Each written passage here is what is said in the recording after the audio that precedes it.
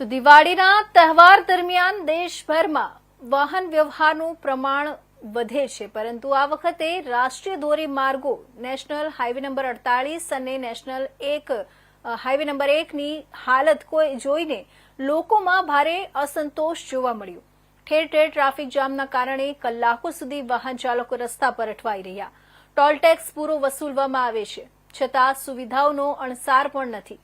ન તો પૂરતી લાઇટિંગ છે, ન માર્ગદર્શન માટે પોલીસની હાજરી।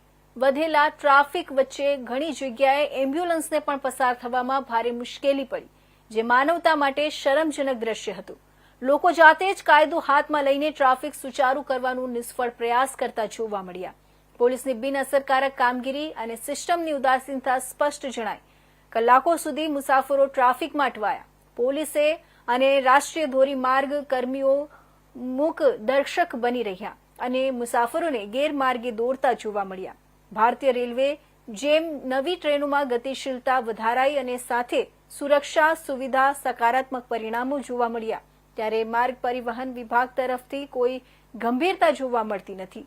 તહેવારના સમયમાં ખાસ વ્યવસ્થા થવી જોઈએ, પરંતુ વાસ્તવમાં મુસાફરોને માત્ર કષ્ટ અને વિલંબ જ મળ્યો। આવા દ્રશ્યો બતાવે છે કે વિકાસના દાવા વચ્ચે હકીકત કેટલી નબળી છે, જ્યાં માર્ગો પર પ્રકાશ છે પણ વ્યવસ્થાનો અંધકાર યથાવત છે।